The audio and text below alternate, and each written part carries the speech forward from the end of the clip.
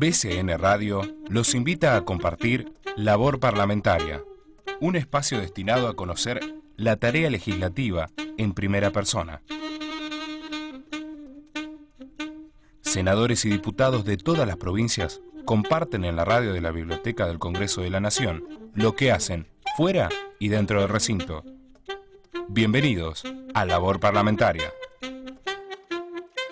Muy buenas tardes, bienvenidos a un nuevo programa de Labor Parlamentaria. Quien les habla, Gustavo Fulco, les da la posibilidad de conocer una nueva historia y en esta oportunidad, y siempre por BCN Radio, la radio de la Biblioteca del Congreso de la Nación, vamos a poder conocer un poco más sobre la labor parlamentaria y un poquito sobre su vida. Estamos hablando de la diputada Lidia Inés Azcárate. Lidia representa a la provincia de Tucumán y también compone o es integrante del interbloque de Juntos por el Cambio.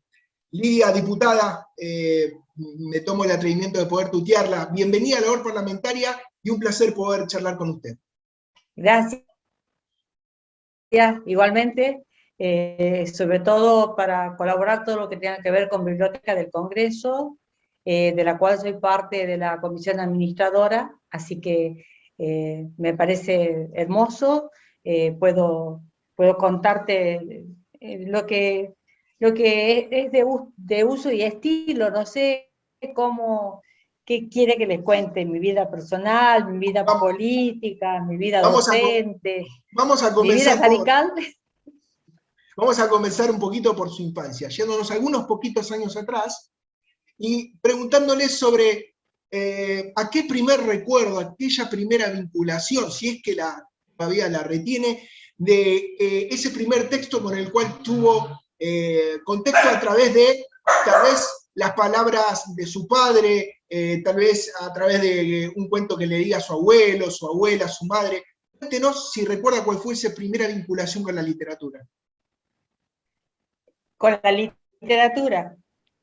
O con algún cuento, o con alguna revista.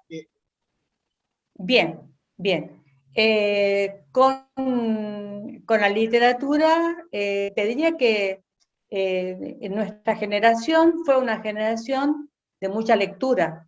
No existía la televisión, ni de colores, ni siquiera blanco y negro. Yo tenía 15 años cuando recién aparece por primera vez en Tucumán la televisora blanco y negro. Que toda la infancia y a la lectura. Mi contacto con las lecturas fueron colecciones que en mi casa se leía muchísimo, el famoso Mundo de los Niños, la colección de la Universita, mucho diccionario enciclopédico, las colecciones infantiles de Emilio Salgari, mirá de lo que te estoy hablando. Eso era la literatura infanto-juvenil. Todavía ni siquiera estaba mucho en boga el tema de María Elena Walsh, pero tuve, sí, en mi casa y de cuna radical, nosotros tuvimos acceso se compró muchísimos libros. Algunos de estos que ves acá en la biblioteca, que todavía ves, algunos son nuevos, otros son recuerdos de los viejos libros que compraban en mi casa. Pero independientemente de eso, de la literatura, de los libros, tenía la historia narrada de mi abuelo, de su infancia en su España natal. Y recorrí la geografía de España, de Italia, de toda Europa, contada por un abuelo inmigrante que me tradujo, que me contaba muchísimos historia española a través de cuentos. Así que bueno, esa sí, totalmente, era la historia narrada en cuentos de un nono, y en mi papá y mi mamá, que toda la inversión en mi casa, 4 hermanos, de los cuales nos recibimos los 4 en la universidad pública, donde eran juguetes y libros. Diputada, y hoy hoy, algunos años después de esas historias que le contaba su abuelo, ¿puede interpretar Sí. que su abuelo le ponía un poquitito de su impronta, un poquitito de exageración, un poquitito de invención, o le contaba la historia tal cual era? Me contaba una historia, tal cual era, lo durísimo de por qué él es un inmigrante en nuestras tierras, por qué abandona su España natal, eh, pero las lecciones permanentes que él me brindaba siempre fueron el sacrificio. Él era un vasco que hizo mucha fortuna acá en la Argentina, mucha fortuna. Formó la primera carpintería, era un carpintero, básicamente, y formó la primera carpintería industrial y artesanal del NOA, patentó una serie de persianas y de tipos de persianas que solamente él tenía las máquinas. Sí. Pero toda la historia que él me contaba y de cómo fue ahorrando peso por peso para venir a la Argentina e instalar su carpintería, que ya tenía claro su emprendimiento, porque era una parte de su oficio, fue la historia del sacrificio y del esfuerzo, pero con felicidad. O sea, él me transmitía lo feliz que era cuando trabajaba, yo lo notaba, lo sabía, lo seguía y también me contaba y yo veía la satisfacción que tenía al final del día con su tarea hecha. Una historia que es lo que creo y hizo grande a la Argentina. Esos inmigrantes que realmente, además enviaba dinero para mantener a su familia en España, que estaba Sí. en plena guerra, así que a mí no me costó el espíritu de entender que la Argentina que se hizo grande fue aquella que se inventó con el esfuerzo y el trabajo. El trabajo y el No mérito. de vivir del Estado, no de vivir del Estado, no de un sueldo, sino de poder crecer, hacer estudiar y formar riqueza, patrimonio y familia, todo con el espíritu del esfuerzo, ¿no? Diputada, seguramente no solamente su abuelo a través de estos cuentos y a través de toda esta simbología que le dejó y a usted le atravesó en el transcurso de su vida en cuanto al trabajo, en cuanto al esfuerzo, en cuanto al mérito, sino que también imagino, ¿sí? En la mesa de los Azcárate, cuando se sentaban a cenar o se juntaban un fin de semana a sus abuelos y sus padres, se hablaba de todo un poco. En esa mesa de los Azcárate, ¿cómo fue que llegó la política? ¿Cómo fue que llegó esa vinculación con el radicalismo? Nací en cuna radical. Mi abuelo, toda la política de sus valores, obviamente no estaba afiliado a ningún partido, pero sí formó además, formó clubes de rugby, el primer club de rugby en Tucumán lo forma él. Mi padre, que quiso independizarse y no ser el hijo del padre rico, compró campos, compró tierras, se dedicó a la agricultura, Sí. formó tres cooperativas, la cooperativa de semillero de Trancas, la cooperativa de tamberos de Tucumán y la cooperativa de tamberos de Tranca. Formó tres cooperativas porque quería independizarse y también hacer la suya. Así que yo, el ejemplo, bueno, en mi casa sí ya eran radicales. Mi papá, digamos, nos imprimió el sello y a mí no me costó. Yo nunca reniego de eso, al contrario, para mí es un orgullo ser radical. Es una forma de vida que cree en la libertad, en el libre albedrío, en la paz en la vida, en los valores, en la institucionalidad, en la república, en la constitución, o sea, fue naturalmente incorporada, y cuando llegué a la universidad, obviamente, fue una de las cofundadoras de Franja Morada, entré con el tema del reformismo universitario, ocupé cargos universitarios que tenían que ver de cargos de gestión, desde una secretaría académica de la facultad en la cual daba clases, hasta ser la secretaria económico-financiera de la Universidad Nacional de Tucumán. O sea, mis cargos políticos y de gestión siempre tuvieron que ver con las políticas del reformismo. ¿Qué significa? Educación pública. Educación pública, gratuita, laica y restricta. Y bueno, esos valores, porque inclusive vengo de la escuela pública y universidad pública. Y bueno, el primer contacto, digamos, formal fue cuando impulsábamos al movimiento de Renovación y Cambio con Raúl Alfonsín. Fíjate atrás, no sé si se ve a lo lejos, sí. La foto de Raúl Alfonsín, está ahí con mi esposo y mi hijo mayor, en una visita familiar, mucho, digamos, en Renovación y Cambio, concretamente que era lo más cercano al reformismo, y de ahí nunca, siempre ocupé cargos partidarios ad honorem.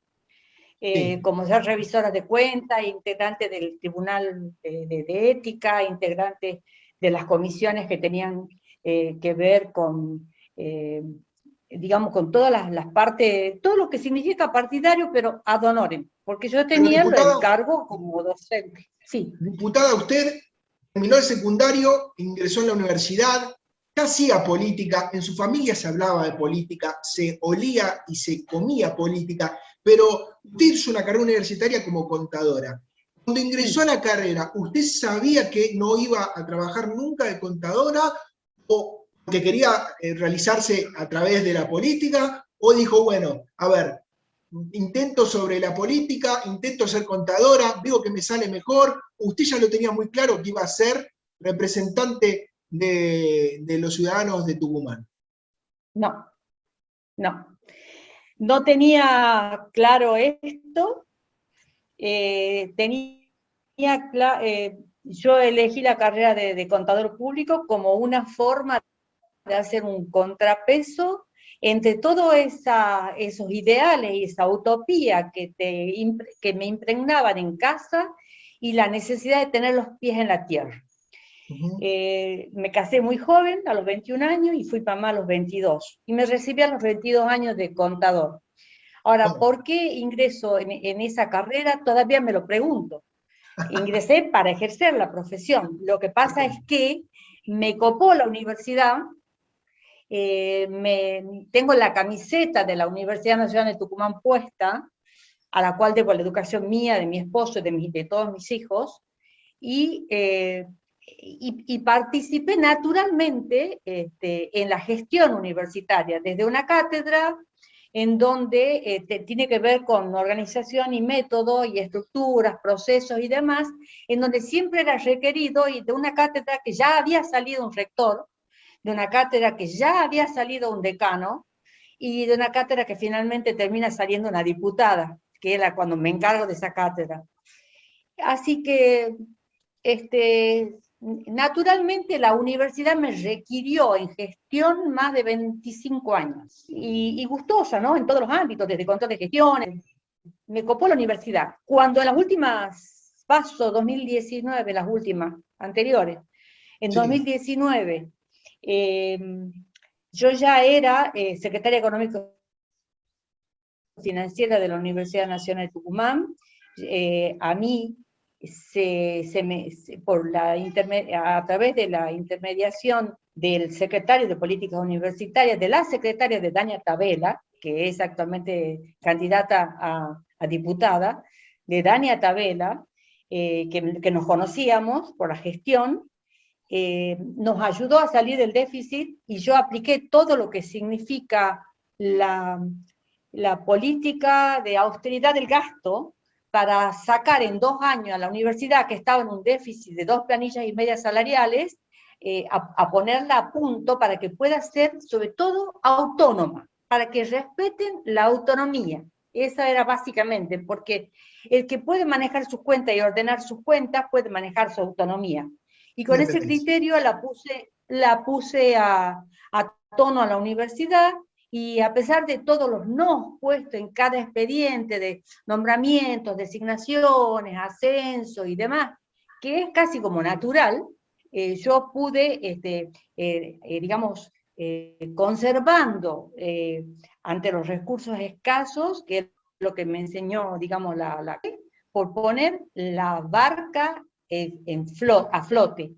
Y eso, a pesar de todos los no, terminó entendiéndose en la universidad, y la gran gente que me votó en las PASO fue la misma gente de la universidad que entendió que la política de austeridad en el gasto significa la posibilidad de comedores, la posibilidad de obras en la universidad, la posibilidad de renovar los equipos informáticos, la posibilidad de becas propias en la universidad, que eso lo pusimos en el tiempo en que yo estaba de secretaria económico-financiera. Así que la verdad es que cuando cuando llegó la posibilidad y me ofrecieron ser diputada, mis aspiraciones hubieran sido ser o decana de la facultad, de la cual dejé la secretaría académica, o rectora de la universidad, ¿por qué no?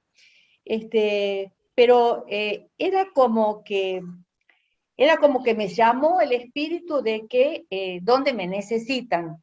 Y yo sabía que podía obtenerla esa diputación. Me costó montones, es una provincia bastante dura acá, Tucumán, muy dura, Y con un llegó, oficialismo llegó muy fuerte. según lo que usted me comentaba, ¿no? Que es bastante dura la posibilidad de poder acceder a distintos cargos, y a veces, aunque parezca que en el 2021 es una temática antigua, el ser mujer aún cuesta un poco más en el interior del país el poder llegar a algún cargo importante, cosa que repudio sin ninguna duda. Diputada, llegó una banca en el Parlamento representando a su provincia, y a su vez pertenece a la Comisión Administradora Bicameral de la Biblioteca del Congreso de la Nación. Pareciera como que todo lo que es manejo de instituciones educativas y culturales la persigue. Además, soy secretaria de la Comisión de Educación, que puse como prioridad dentro de las comisiones la Comisión de Educación. Después puse la Comisión de Salud y después la Comisión de Mujeres. ¿Por qué? Porque yo no he tenido problema en abrirme paso. No he tenido problema. Lo digo, pero ¿por qué? Porque como que estudiaba mucho más. Era medalla de oro en la primaria, en la secundaria y en la universidad era el mejor promedio. Para que no haya dudas de que ante cualquiera la posibilidad mía de ejercer no estaba limitada por el hecho de ser mujer. Y además porque la universidad en general, la universidad pública, es un ambiente en donde la mujer, rindiendo concursos, puede acceder a los cargos más importantes. Así que no es, digamos, no es raro que haya elegido la Comisión de Educación, después la Comisión de Mujeres, porque entiendo que no todas han podido escuchar y entender esto de joven, y habrán tenido que luchar mucho más que lo que tuve que luchar yo. Yo lo hice por la vía de ser, digamos, tan importante mi presencia, que no quedaba otra. O sea, capaz que me presentaba en un concurso y cuando veían que me presentaba en un concurso, los otros no se presentaban. Por ejemplo, también es una forma de luchar más, pero sí se puede, la mujer debe y puede ocupar los cargos que por naturaleza casi nos dejan a veces los diputados varones como que ocupemos las mujeres. A ver, yo me puse en vivienda, sí me puse en vivienda, en obras públicas, y en otros que tienen que ver, pero no pude acceder, por ejemplo, a la comisión de presupuesto. ¿Por qué? Porque la mayoría de la comisión de presupuesto son hombres. Entonces, si bien es cierto que en la Cámara hay casi una equidad, porque no la hay de género, porque hay todavía un 60-40, sin embargo, un buen lugar en donde la mujer tiene un lugar importante. Pero cuando vas a elegir las comisiones, te das con que todavía hay, pareciera que la seriedad la llevan en algunos temas que tienen los que son ingenieros o demás, gracias a Dios que soy contadora, y a la mujer le quedan relegados los papeles de que bien lucho. O sea, digamos, no es que luche, quiero que las mujeres se empoderen, pero no porque tengan que ser por arriba del hombre, no, porque estamos a la par, porque Diputada, así es el mundo, a la par.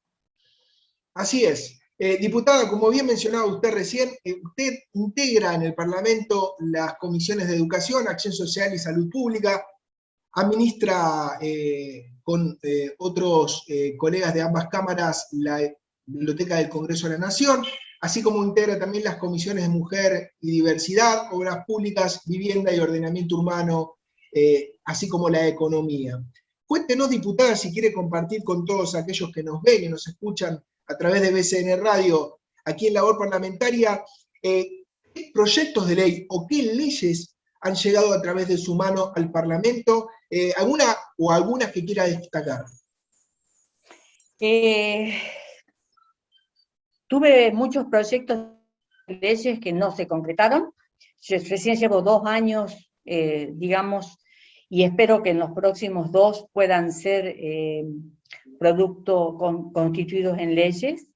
Tenía un proyecto que se llamaba AIOU, que era un proyecto, digamos, donde quería representar la necesidad de las guarderías infantiles, los lactarios, los comedores, y los boletos gratuitos en la universidad para que haya igualdad y la posibilidad de retener la matrícula, porque estamos perdiendo totalmente la cantidad de egresados. O sea, a igual o menor cantidad de ingresantes, y siguiendo la cohorte, estamos con menor cantidad de egresados. Y no solamente en cantidad, te diría que en calidad.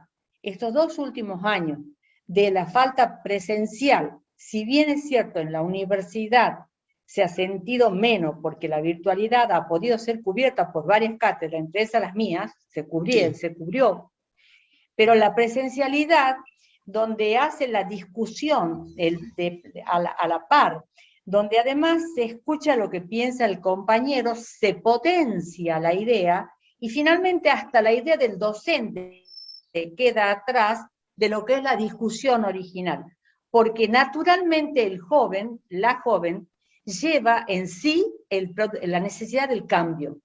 Cuando eso se achata en una comunicación virtual, en donde se transmite conocimientos y hay una que otra pregunta o repregunta, lo que estamos haciendo es convirtiendo a la sociedad en una sociedad de individualistas, en donde se toma el conocimiento en el mejor de los casos, porque la evaluación no es buena, no es satisfactoria, se toma el conocimiento pero en forma individual.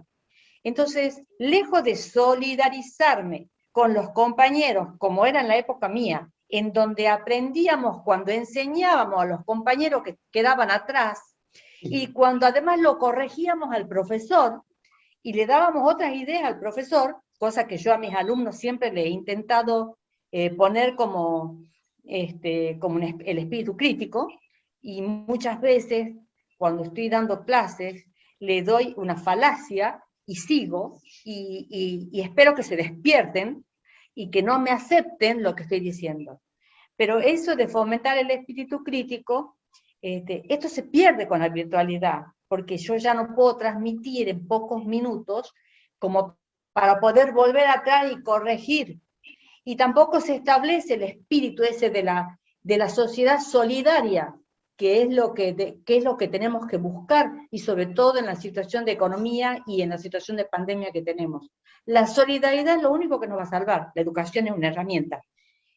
¿Qué pasa? Con una educación a través de una pantalla, y no se crea la solidaridad social, se crea el individualismo, vamos más a lo mismo, al ser individualista, al que se salva solo. Esa es mi posición respecto a la falta de la presencialidad, ¿no? Yo soy muy, digamos, uno de los proyectos que presentamos con Brenda Austin fue la emergencia educativa. Sí. No quisieron tratarlo, la emergencia educativa. Cuando avisoramos allá, en mayo del 2020, que no se iba a poder cumplir los programas 2020, y cuando a fin de año vimos que no estaban ni las escuelas en condiciones, que no había conectividad y que se estaban haciendo de enseñar, haciendo de evaluar y haciendo de aprender, porque lo peor que podés lograr es partir de un mal diagnóstico. De un mal diagnóstico, por falta de relevamiento, de un mal diagnóstico solo llegás a malas prácticas y digamos, a implementar políticas que no son las adecuadas. Y acá todo fue como si enseñamos, como si aprendemos, como si evaluamos. Y en realidad hay una centralidad porteña muy grande, y esto sí lo voy a destacar porque tengo que defender el federalismo, porque tengo que defender lo que es las provincias pobres del norte, en donde ni siquiera hablemos de las escuelas rurales. Yo tenía presentado un proyecto de conectividad rural, por ejemplo, nunca se trató, donde advertía que iba a haber problemas por falta de conectividad. Sí. Diputada, este contexto del COVID nos atravesó todos, no importa la provincia, ¿sí?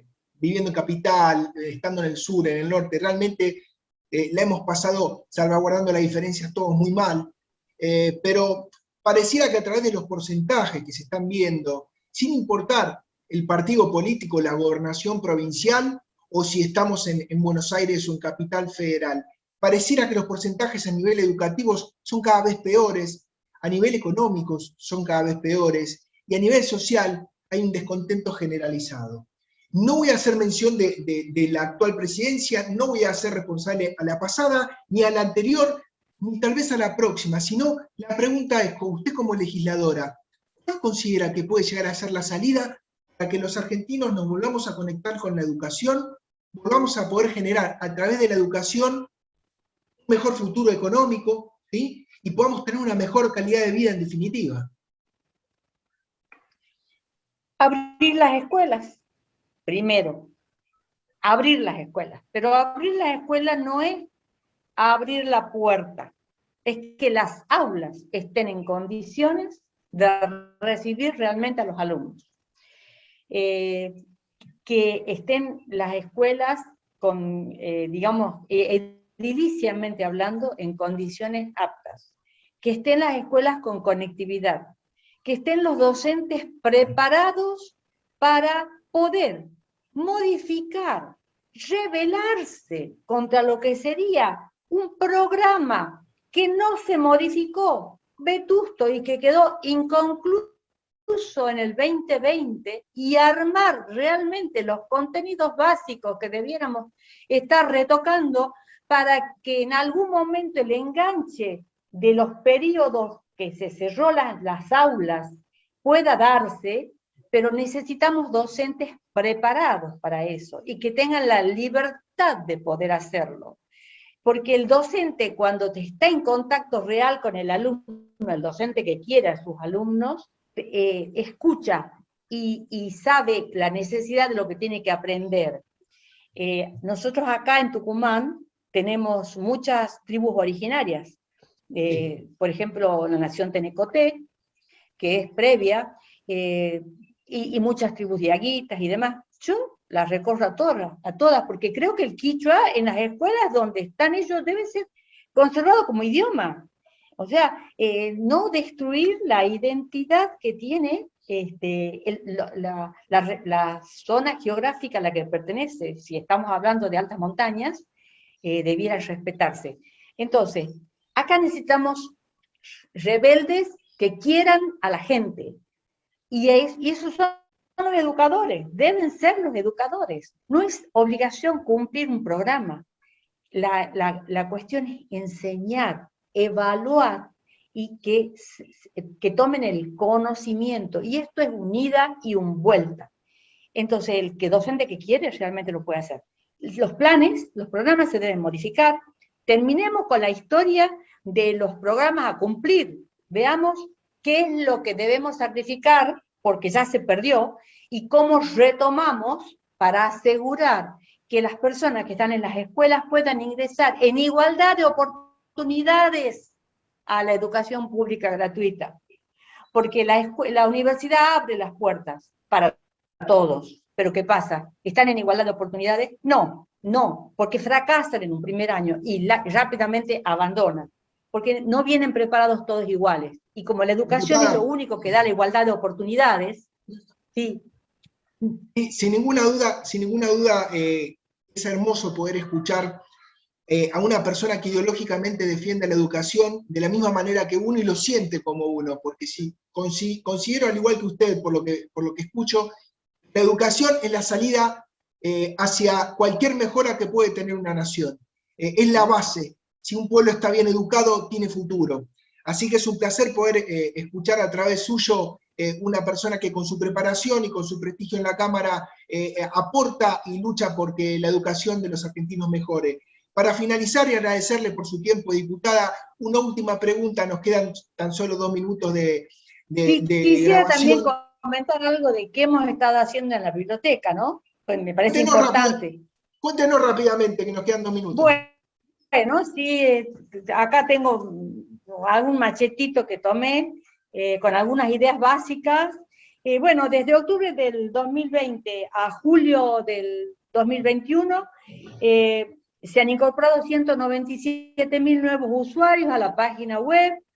Están vistas 2.307.000 personas en las distintas plataformas, ¿no? Facebook, Twitter y demás.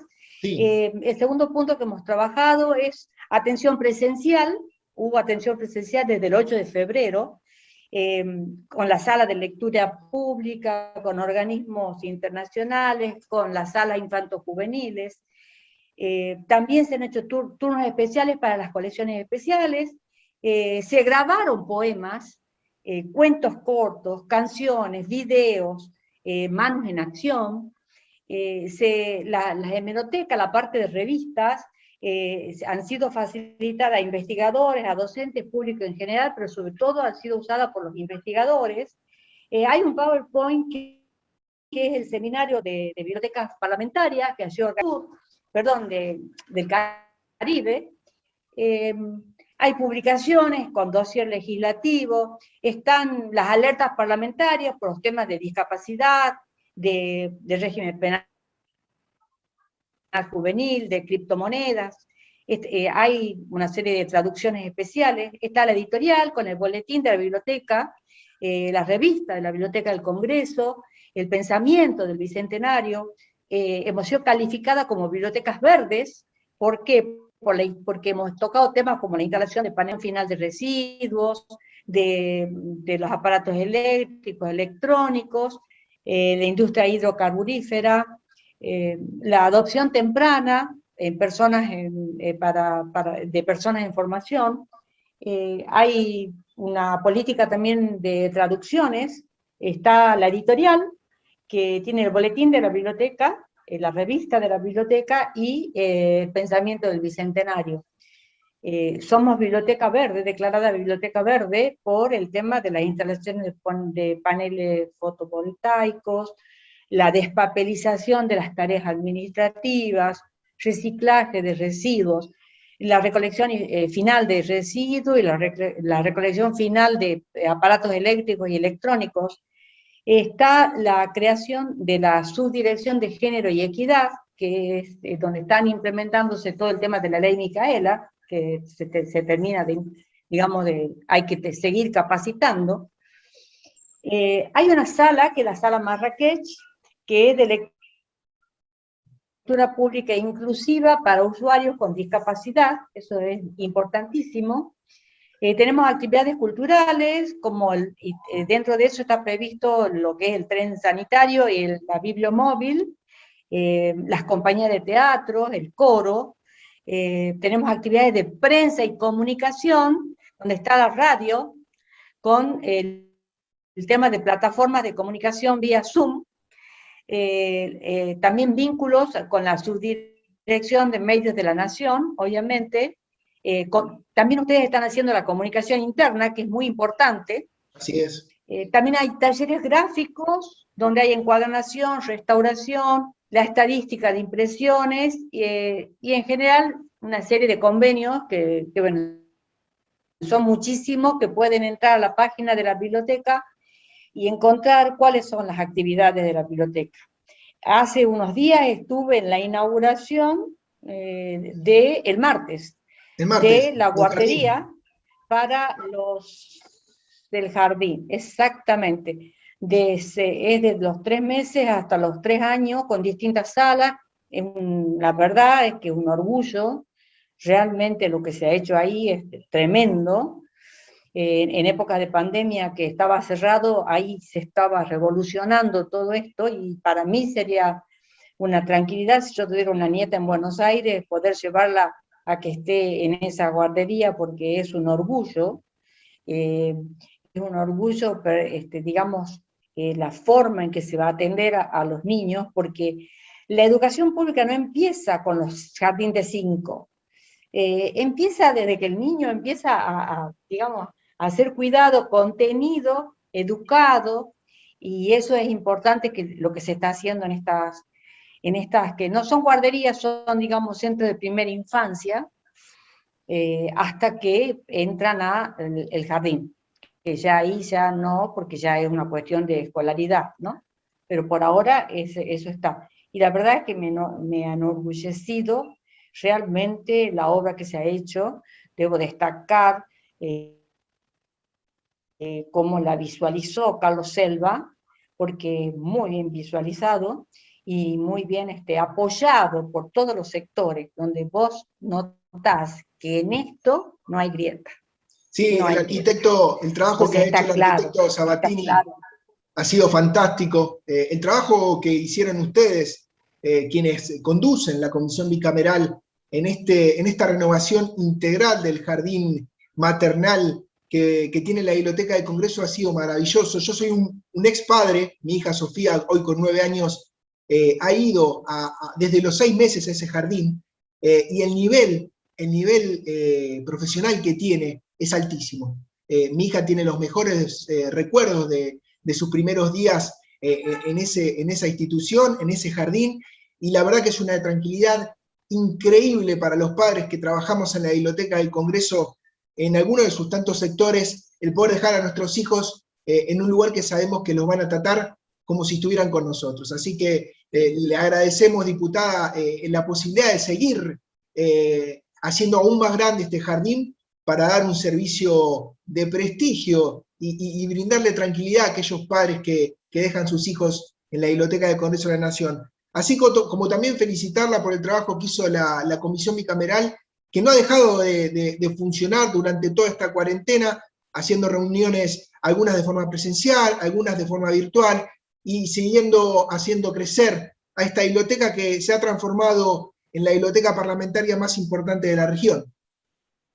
Sí, yo lo que le decía a Selva la última vez cuando habla de bibliomóvil es que quisiera, porque no todas las universidades tienen una biblioteca digitalizada como la tenemos en el Congreso.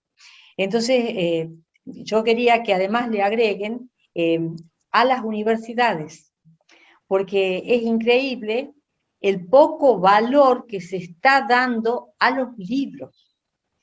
O sea, nosotros tenemos que erradicar la política de los apuntes y volver a la política de los libros, con sus distintas vertientes de doctrina. La persona puede escuchar del mismo punto, dos versiones totalmente distintas y tomar su propia definición, que no Seguro. necesariamente es A o B. Pero eso lo da el libro, no el apunte resumido de un docente que transmite lo que después va a evaluar tal cual como lo transmitió, y si el alumno lo repite, lo va a evaluar bien. Eso no sirve. Eso no es fomentar ni espíritu crítico, ni la tercera posición, ni la cuarta, ni la quinta, ni la rebeldía en la educación, la necesaria, la que hace que los jóvenes estén más capacitados que sus propios docentes, lo cual obliga al docente a escuchar, que no siempre tiene la razón, y la parte va creciendo, y va creciendo a la par del alumno. Así que, bueno, eso me parece muy, muy importante, volver a los libros, volver a las fuentes, no puede perderse. Entonces yo decía que vamos a las universidades, porque en la universidad están siendo la universidad de los apuntes, que a veces venden los centros de estudiantes, como la posta para probar el examen, de terror, no es así. No es así, porque yo ahí estoy inclinándome a formar una mente, técnicamente hablando, ¿no? Técnicamente, en un sentido, cuando estoy cercenando la posibilidad que se tiene todo el árbol completo, defina para un caso por A y para otro por B. Eso que tiene que ver con la filosofía humana, ¿no? De ampliar la vista, el horizonte, la visión, el más allá, porque estamos enseñando en las universidades profesiones que no estamos enseñando las profesiones que van a ser el día de mañana, de eso estoy segura. No están las carreras ni los planes de estudio de lo que van a necesitar el día de mañana. Y si cerramos a lo de hoy, no vamos a abrir la cabeza para que se pueda revolucionar realmente la educación. Diputada, la universidad es un faro, ¿no? Para ir finalizando y agradecerle nuevamente por su tiempo, por su buena predisposición y por habernos dejado entrar un poquitito en su historia. Cuéntenos cuál fue su sorpresa, por así decirlo, cuando realmente empezó a meterse en profundidad en todo lo que propone, ofrece y construye día a día la Biblioteca del Congreso. Porque tal vez uno, más allá de ser legislador, no estando realmente en el tema y viendo todo lo que nace desde la biblioteca en cuanto a oferta cultural, oferta educativa, en cuanto a contención, en cuanto a proyectos, realmente por ahí no toma dimensión. Y muchas veces desde algún medio dicen, no, porque hay tantos empleados, o porque hay más que en China, más que en Japón. Y realmente, más allá de la Biblioteca del Congreso, no tercializar ninguno de sus servicios, ¿sí? Que todo lo hace con personal propio y profesional. Más allá de ese detalle, la cantidad de gestión cultural que realiza, tanto desde la biblioteca como de su espacio cultural, como del salón oficial, como del bibliomóvil y los 7 edificios que componen la biblioteca, es gigante. Cuéntenos qué sintió usted a enterarse de que iba a estar manejando los hilos de este mundo gigante. Sí, ahí está. Mucha emoción, porque yo he sido educada por libros, en libros. Y si el profesor me daba, vuelvo a insistir, me daba un libro A, una alternativa B y una tercera que era C, yo compraba los 3. O me iba a la biblioteca, en ese momento, de la facultad, y leía los 3. Quería saber todas las opciones. Entonces veo en la Biblioteca del Congreso, como en la Biblioteca Nacional, la necesidad de la revalorización de la actividad cultural, que va más allá del libro en sí, que va en la formación de poder elegir cuando entro en una librería y veo los estantes, tomar la posibilidad de tomar un autor, porque busco no necesariamente reencontrarme con lo que yo pienso, sino que busco encontrarme con lo que piensa otro distinto, a ver qué me aporta. Entonces, esto que está haciendo la biblioteca es universal. Los países realmente que han podido darle vuelo a la educación ha sido volviendo siempre a las fuentes, que son los libros. las versiones doctrinarias enfrentadas para poder producir la nueva. Y lo importante de esto, que está haciendo mucha extensión la biblioteca, porque está haciendo extensión, porque la extensión tanto es social, como que la está haciendo, como cultural, y está haciendo las dos extensiones, las dos. Y la tercera, la académica, ¿para qué vamos a hablar? Yo ahora que he visto, que recomiendo a la biblioteca, pido a la gente, no hay que medir por la cantidad de cuál es el resultado, cuál es la eficiencia del gasto, y acá esto es una inversión. Entonces ya es la eficiencia en esta inversión es para que sigamos apostando y apoyando y dándole mayores ingresos.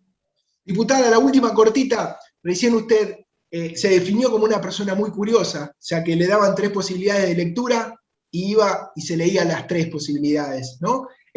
Además de ese afán de conocimiento que nos cuenta, una cuenta pendiente en su vida, que no tiene que ver tal vez con la política o no tiene que ver con lo educativo, una cuenta pendiente. Un tiempo para mí sola, para mí misma. Ajá. El tiempo del ocio, el tiempo del relajamiento. Nunca, jamás, o sea, muy pocas veces he podido decir, este es el tiempo mío, donde en la cabeza no está metido un proyecto, un plan, una meta, una forma para desviar el camino, para hacerlo más rápido y conseguir, o sea, despojarme de obtener metas, que la meta sea poder vivir, que es lo que nos ha enseñado un poco esta pandemia. Poder vivir, yo tengo hijos y tengo nietos, poder vivir más con ellos y más mi tiempo. Diputada, agradecerle. No es una meta cultural, ni siquiera una meta laboral, ni siquiera una meta política. Sí. Está perfecto, es una meta de vida. Diputada, déjeme agradecerle a quienes hacen posible este encuentro que tenemos a través de BCN Radio, Gabriela Barranca en la producción general, acompañada también en la producción por Valeria Velázquez, a quienes conducen la radio de la Biblioteca del Congreso de la Nación, y a aquellos de la Subdirección de Prensa y Difusión que nos brindan el espacio para poder realizar este programa institucional. Por mi parte, Gustavo Fulco, espero, diputada, que haya disfrutado tanto la entrevista como yo, y nos encontramos seguramente la próxima semana en una nueva historia aquí en Labor Parlamentaria. Muchísimas gracias, diputada Lidia Azcárate. Bueno, muchas gracias, Gustavo, y muchas gracias, Gabriela, y muchas gracias a la biblioteca. Un placer conocerla y nos encontramos la próxima semana con una nueva historia, siempre acá por BCN Radio, la radio de la Biblioteca del Congreso de la Nación. Adiós, diputada, gracias. Programa producido por la Subdirección de Prensa y Difusión de la Biblioteca del Congreso de la Nación.